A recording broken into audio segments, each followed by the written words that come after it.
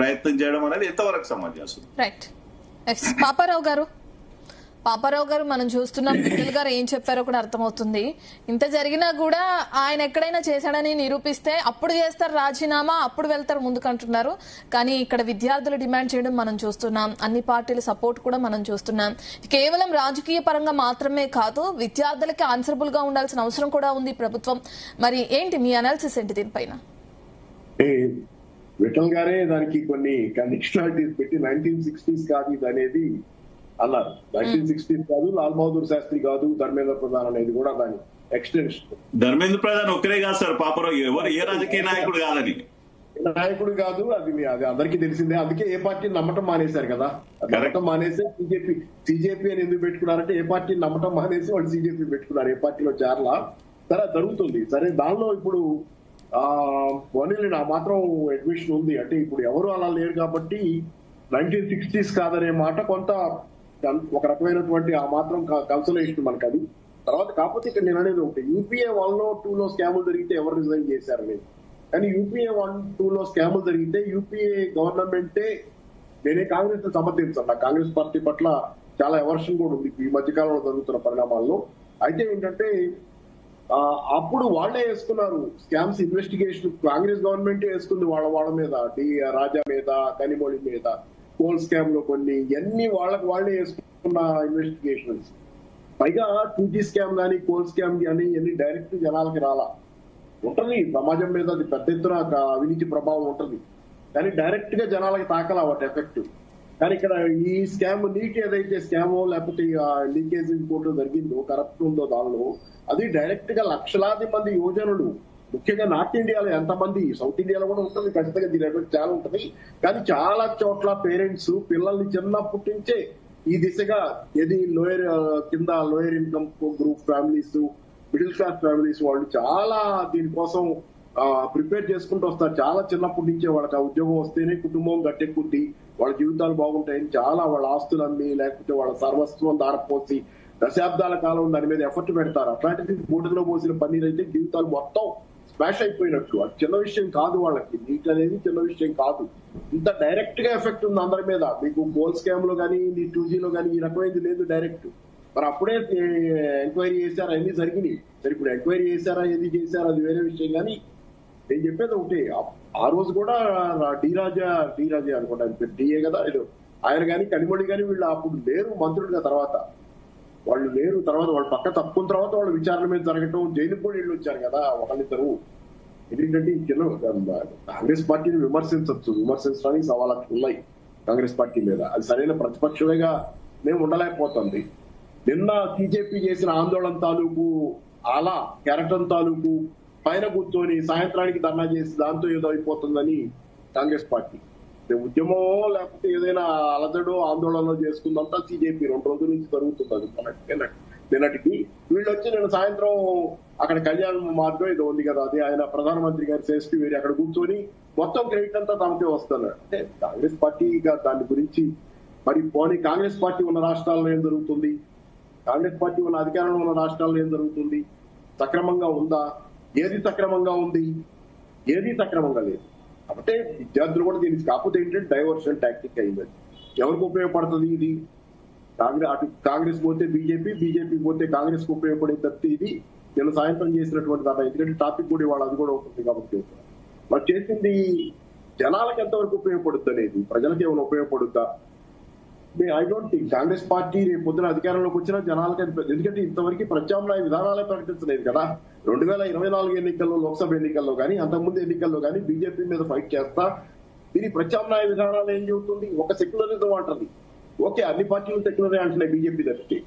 నీకు ప్రత్యామ్నాయ విధానాలు ఏంటి? నీ ఆర్థిక విధానాల్లో బీజేపీకి నీ ప్రత్యామ్నాయం ఏంటి? ప్రత్యామ్నాయం చెప్పడానికి వాళ్ళ జాతి కాదు. ఎందుకంటే తెచ్చిన విధానాలే లిబరలైజేషన్, ప్రైవేటైజేషన్, గ్లోబలైజేషన్ తెచ్చిందే కాంగ్రెస్ కదా. అది మళ్ళీ దానికి ప్రత్యామ్నాయం అదే విధానాలే బీజేపీ అమలు జరుపుతుంది. దానికి ఏం ప్రత్యామ్నాయం చెప్తుంది? మళ్ళీ పాత అదే చెప్తే నువ్వెందుకు? బీజేపీ ఫాస్ట్ గా ప్రైవేటైజేషన్ వేగంగా చేస్తుంది. నమ్మే వాళ్ళకి, నమ్మని వాళ్ళకి ఎట్టుకుంటే ఏది నచ్చదు అలాంటి వాళ్ళకి. అందుకని ఏంటంటే కాంగ్రెస్ కి ప్రత్యామ్నాయ ఆర్థిక విధానాలే లేవు. పేరు ఇందిరాగాంధీ పేరు దాచుకుంటారు. ఇందిరాగాంధీ నేను డేటాతో చెప్పాలంటే ఇందిరాగాంధీ కాలంలో లెఫ్ట్ ఆఫ్ సెంటర్ ఉంది కాంగ్రెస్ పార్టీ. వామపక్ష దిశగా సెంటర్ నుంచి కొంచెం లెఫ్ట్ కు ఉంది బాగా. Nationalisation of banks, privy purses రద్దు చేయటం, ఆ రోజు అనుసరించిన విధానాలు నీకు చిన్నది చెప్పాలంటే థామస్ పికెటీ చెప్పాడు. ఏమన్నా అంటే ఇందిరాగాంధీ కాలంలో ఆ 80లప్పుడు దేశంలో ఆర్థిక అసమానతలు అంటే ఇన్కమ్ పంపిణీ, ఆర్థిక సంపద పంపిణీ 100 రూపాయల్లో 6 రూపాయలు మాత్రమే టాప్ 1% ధనవంతులకు వెళ్ళి, అది 1929 కాలంలో అప్పుడు 21% వెళ్ళి, మళ్ళీ ఇప్పుడు 22% టాప్ 1% ధనవంతులకు వెళ్తున్నాయి. 100 రూపాయల్లో 22 రూపాయలు ఈ రోజు టాప్ 1%కి వెళ్తున్నాయి. అదే ఇందిరాగాంధీ కాలంలో ఏమైనా జరగనియండి కానీ, సంస్కరణలు కానీ, మార్పులు కానీ, ఆ రోజు అది 6 రూపాయలకి తగ్గింది. అసమానతలు తగ్గినాయి దేశంలో. అయితే పేదరికం చాలా ఉండొచ్చు కానీ అసమానతలు తగ్గినాయి. ఆ విధానాలు మీకు ఉన్నాయా పోనీ ఆ విధానాలు చెప్పండి. మీరు ఆ విధానాలు కూడా చెప్పలేని స్థితిలో ఉన్నారు కదా. కాంగ్రెస్ పార్టీ సమస్య డొల్లైపోయింది కాబట్టి నిన్నటిది ఏంటంటే వాళ్ళకి ఇది ఈ అల మీద పైకి లెగుద్దామనే ప్రయత్నం చేస్తున్నారు. రెండోది ఏంటంటే అది బీజేపీ కూడా ఉపయోగం. ఎందుకంటే బీజేపీ అనుసరించే విధానాలు రేపు ఏ కొత్త పార్టీ పుట్టుకొచ్చి అది ఈ విధానాలన్నింటినీ వెనక్కి చూడకుండా కాంగ్రెస్ పార్టీ అయితే అదే విధానాన్ని కంటిన్యూ చేస్తుంది కాబట్టి చాలా మందికి ఉపయోగం. ప్రపంచంలో అమెరికా వాళ్ళతో సహా అందరికీ ఉపయోగమే. సో అక్కడ ఏంటంటే ఇది సరే ఏదేమైనా ఏంటంటే ఈ మామూలు స్కామ్ కాదు, ఇది చాలా జనాల జీవితం, లక్షలాది మంది జనాల జీవితంతో ముడిపడిన వ్యవహారం. సరే అన్ని వీడియోస్ లో ఇప్పుడు ఇందాక మన పెద్ద విఠల్ గారు అన్నది ఏంటంటే పోలీసులకి ఇంతమందికి దెబ్బలు తగిలి, లేకపోతే ఆందోళనకారులకి ఇంతమందికి తగిలి, డేటా అలా లేదనుకుంటా. నాకు తెలిసి 100 మంది ఆందోళనకారులకి దెబ్బలు తగిలి, పోలీసులకు ఎంతమంది నిజమే ఆ విషయం రావాలి కూడా, ఆ విషయం కూడా అవసరం. కానీ నేను అనుకోవటం నేను చాలా వీడియోలు చూశాను. నేను మధ్యాహ్నం నుంచి పెట్టి నేను పొద్దున్న నుంచి కూడా అనుకుంటాను విపరీతంగా, మొన్న రాత్రి నుంచి అనుకుంటా చాలా వీడియోలు చూశాను. దరిదాపుగా నేను వదిలేసిన వీడియో తక్కువ. అక్కడ జరిగిన దానిలో పోలీసులు రాళ్ళేయడం కూడా కనపడుతుంది. పోలీసులు కూడా రాళ్ళేస్తున్నారు. వాళ్ళు ఒక 2 లారీలు ఏదో ఒక రాళ్ల కుప్ప లారీలు తెచ్చి, రాళ్లున్న లారీలు తెచ్చి అక్కడ పెట్టారు, వాళ్ళే పెట్టారనే ఆరోపణలు కూడా ఉన్నాయి. అది అక్కడ ఏంటంటే మనం వన్ సైడెడ్ గా ఉండకూడదు అనేది. ఎందుకంటే ఎంత రూలింగ్ పార్టీ అయినా కానీ మనం మాట్లాడుతున్నప్పుడు దాని గురించి అంటే వీడియోస్ అలా లేవు. వీడియో కదా ఈ రోజు వీడియో ఎవిడెన్స్ లేని చోట ఎక్కడ ఉంది. మీరు ఇంటర్నెట్ ఆపేసిన వీడియో అయితే తీయచ్చు కదా ఫోన్ లో. లేట్ గా దాన్ని అప్లోడ్ చేస్తారు అంతే కదా. వీడియో ఎవిడెన్స్ ఏది పిల్లలే ముందు రాళ్ళేశారు, పిల్లలు కొట్టారు పోలీసులు అన్నట్టు లేదు. వాళ్ళ మీద తార్కికం జరిగినట్లుగానే ఉంది. కాబట్టి సరే ఒక పెద్ద మార్పు దిశగా దేశం వెళ్తుంది అనేది మాత్రం ఖచ్చితంగా కనపడుతుంది. ధర్మేంద్ర ప్రధాన్ గారిని అయితే మాత్రం నేను ఒక వీడియో చూశాను, అది ఎవరితో ఏదో గుర్తులేదు కానీ మంచి వీడియో. రేణుకా చౌదరి ఏదండి రేణుకా చౌదరి గారు పార్లమెంట్ ముందు అది కాదు నేను వేరే వీడియో చూశాను. వాళ్ళు చెప్పేది ఆ వీడియోలో ఆయన 5 రీజన్స్ చెప్తున్నాడు. మెయిన్ గా ధర్మేంద్ర ప్రధాన్ ని వాళ్ళు రాజీనామా చేయించరు. ఎందుకంటే ధర్మేంద్ర ప్రధాన్ ఈస్టర్న్ ఇండియాలో చాలా ఇంపార్టెంట్. వాళ్ళకి ధర్మేంద్ర ప్రధాన్ బీజేపీకి ఈస్టర్న్ ఇండియాలో ఎస్టాబ్లిష్ అవ్వడం కోసం వాళ్ళు అక్కడ వేళ్ళూరుకోవడానికి గట్టిగా ప్రయత్నం చేస్తున్నారు. దానిలో ఇంపార్టెంట్ ఎందుకంటే ఒడిశాలో గెలిపించింది కూడా. ఒడిశా అనేది వాళ్ళకి అంత ఈజీ కాదు గెలవటం. అట్లాంటి స్టేట్ లో ధర్మేంద్ర ప్రధాన్ ఒక వ్యూహకర్తగా పార్టీని గెలిపించాడు. అలాగే బీహార్ గెలుపులో ఆయన పాత్ర ఉంది. ఆ క్యాస్ట్ కాంబినేషన్ ఏదైతే ఉందో non Yadav OBCs and extremely backward OBC ఇది అంతా తేవటంలో ఆయన పాత్ర చాలా ఉంది. అది ఇప్పుడు డిస్టర్బ్ అవుతుంది కాబట్టి ఆయన్ని రిజైన్ చేయించరు. ఇలా అనేక కారణాలు చెబుతున్నారు. ధర్మేంద్ర ప్రధాన్ వాళ్ళు ఎందుకు రాజీనామా చేయించరు. ఒకవేళ ఆయనతో రిజైన్ చేయించకపోతే, రాజీనామా చేయించకపోతే నెక్స్ట్ ఏంటి బీజేపీ పరిస్థితి ఏంటి? ఇప్పటికే ఎంత వ్యతిరేకత వ్యక్తమవుతుందో కూడా మనం చూస్తున్నాం కదా. అదే ఆ మాట అంటానే ఆ వీడియోలో చివరికి ఏమన్నా అంటే పొలిటికల్ గా దానికి బాగా ట్రబుల్ అయితే ఎవరు చేస్తారేమో కానీ మామూలుగా అయితే చేయరని చెప్పాడు. దాంతో పాటు ఆ వీడియోలో వాళ్ళ ఇదేంటంటే ధర్మేంద్ర ప్రధాన్ రిజైన్ చేస్తే అది అంతటితో ఆగదు.